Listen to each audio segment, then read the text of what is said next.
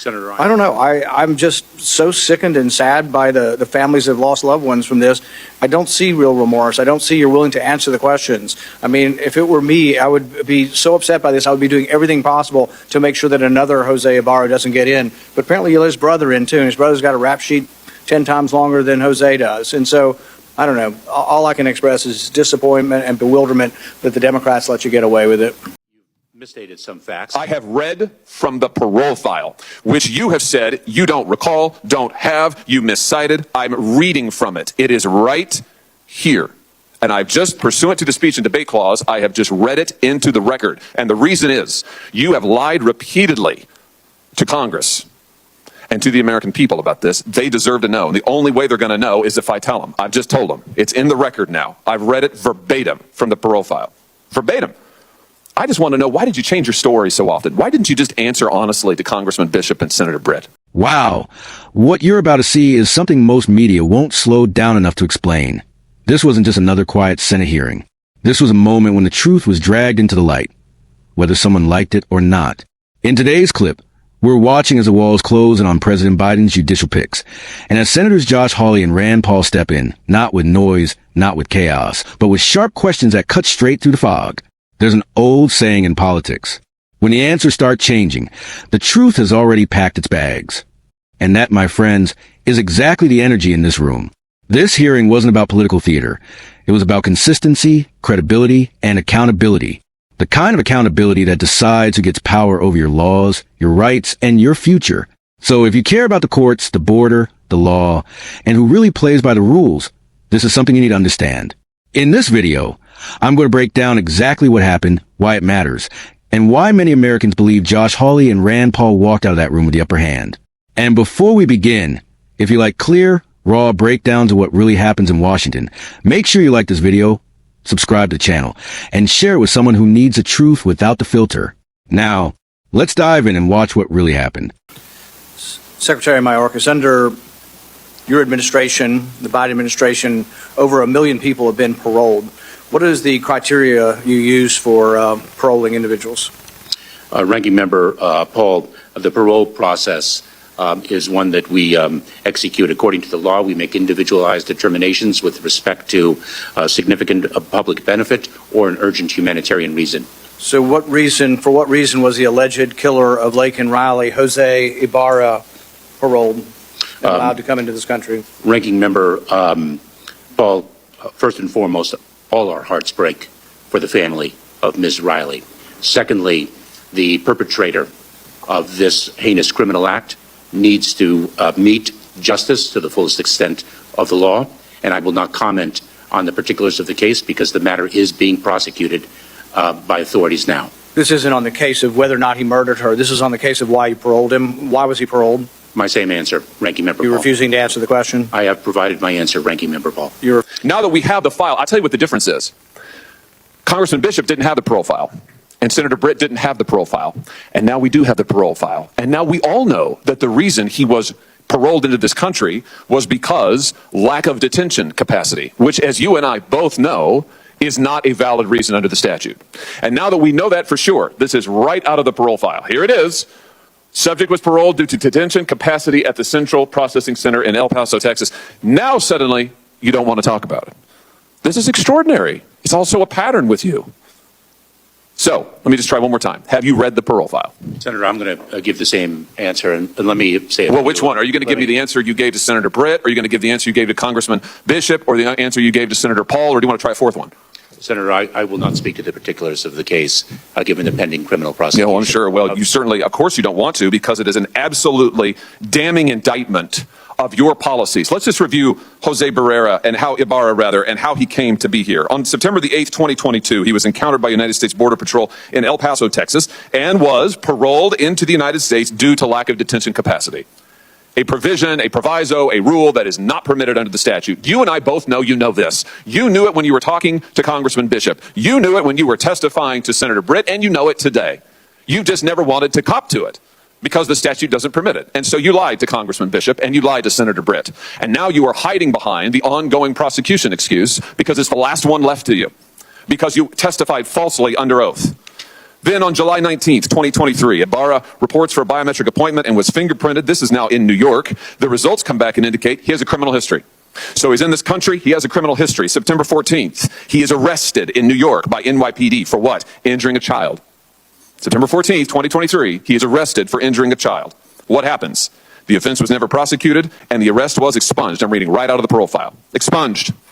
Nothing is done to this guy. He had a criminal record to start with. He's in the country on illegal grounds. You have falsely and illegally allowed him in. He commits a crime against a child. He's not prosecuted. It's expunged. In November, get this, in November, Ibarra files an application for employment authorization. And unbelievably, on December the 9th, 2023, it's approved.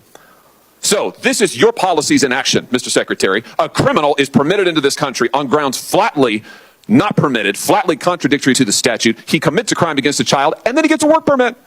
He gets a work permit. You want to know why all of the jobs in the last 2 or 3 years have gone to illegal migrants? Working people in this country can't get a job. Their unemployment rate's high. Why? Because of things like this. And then what's he do? Well, we all know. Then in February, he commits the heinous crime against Laken Riley. Is this a record that you are proud of? Senator, you've misstated some facts. I have read from the parole file, which you have said you don't recall, don't have, you miscited. I'm reading from it. It is right here. And I've just, pursuant to the speech and debate clause, I have just read it into the record. And the reason is, you have lied repeatedly to Congress and to the American people about this. They deserve to know. And the only way they're going to know is if I tell them. I've just told them. It's in the record now. I've read it verbatim from the parole file. Verbatim. I just want to know, why did you change your story so often? Why didn't you just answer honestly to Congressman Bishop and Senator Britt? Senator, I am confident that justice will be vindicated in the criminal prosecution of the case. Well, hopefully he'll get more of a trial than you got. Otherwise, there'll be no justice for anyone at all. March 2nd, an illegal alien who got into the country as a got-away killed Washington State Trooper Christopher Gadd. Haitian man who entered the U.S. via the CHNV parole program was arrested for sexual assault of a 15-year-old girl. March 21st, illegal aliens in El Paso rushed the fence. You saw that on national television. An illegal alien on March 23rd murdered 25-year-old Michigan resident Ruby Garcia. Chinese national came across the border and illegally breached a military base in California. I mean, the stories go on, and I think a lot of people in America are going to be appalled, that you refuse to answer the questions. Jose Ibarra, was it lawful to parole him? Was it lawful to let him in the country because you say the camp's full? Ranking Member Paul is a former federal prosecutor for 12 years. I can say with tremendous conviction that individuals who commit criminal acts need to be held accountable for their crimes. Well, that's not much consolation if you wait until after he's murdered somebody. See, part of the problem is, and I think people would be aghast to know this, that when you come in, you just give people your name, right? It's the honor system. There may be some databases you check, but certainly most of the domestic crimes in Venezuela probably are not in any kind of international database. So if you waltz into the country through your generous parole programs and say, I'm John Smith from Venezuela, you have no way of ascertaining that, and you still let them go. So you say, well, we're going to make sure that they're not a violent criminal. You have no way. You look in some databases, maybe they're not in the database, but you have no way of even knowing that that's their name. Then you give them biometric, you give them, you give them fingerprints. Now they have a new name and fingerprints. They essentially have been given a new identity by your agency. I don't know. I'm just so sickened and sad by the families that have lost loved ones from this. I don't see real remorse. I don't see you're willing to answer the questions. I mean, if it were me, I would be so upset by this. I would be doing everything possible to make sure that another Jose Ibarra doesn't get in. But apparently you let his brother in too, and his brother's got a rap sheet 10 times longer than Jose does. And so, I don't know. All I can express is disappointment and bewilderment that the Democrats let you get away with it. What you're watching here is not just a disagreement. It's a confrontation over truth versus shifting explanations. The official being questioned, Alejandro Mayorkas, is responsible for major immigration and security decisions. And when Senator Josh Hawley starts speaking, he doesn't ask soft questions. He brings paperwork, timelines, and direct quotes. He doesn't rely on memory. He relies on record. And that's important because, as another old saying goes, paper doesn't get nervous under pressure. Hawley presses on why answers have changed over time. Why one answer was given to one senator, a different answer to another, and now a refusal to answer at all. That's where the tension really began. He brings up the parole process, asking how certain people were released into the country, what criteria was used, and whether that process followed the law. or been around convenience. This isn't just paperwork to him. It's about real lives, real victims, real consequences. Then Rand Paul steps in, and his approach is different, but just as critical. He focuses on legality itself. Is something allowed because it's common, or is it only allowed if the law actually says so? Paul isn't emotional here. He's methodical. He repeats the same question in different ways until it becomes impossible to ignore. Where in the law does this reason exist? And when an answer doesn't come clearly, the silence says more than words ever could. There's another saying that fits perfectly in this moment. When the map doesn't match the road, trust the road. And what the senators are pointing to is that the road being taken doesn't match what the law seems to say.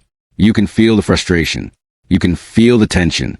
But more importantly, you can feel that this is about principle, not personality.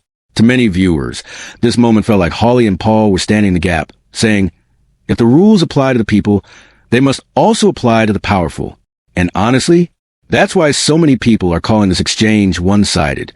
Not because of party, but because of preparation, clarity, and consistency. This isn't just politics. These are the people who influence, who enters a country, who enforces a law, who becomes a judge, who decides your future in a courtroom. And when someone hesitates to answer simple questions, people start asking bigger ones. Trust in leadership isn't built by titles. It's built by truth under pressure. That's why this moment hit so hard. Now, I want to hear from you. Watching this exchange, who do you think handled it better? Did Josh Hawley and Rand Paul expose real problems? Or was this all political theater to you? Drop your honest opinion in the comments. Let's have a real discussion, respectfully and openly. And if you like this type of breakdown, where we actually pause, analyze, and pull meaning from what's happening in Washington, like this video, subscribe to the channel. Share it with someone who needs to see this, because the truth only becomes powerful when it's seen and spoken. Thank you for watching. And remember, in a world full of echoes, be the voice that asks questions,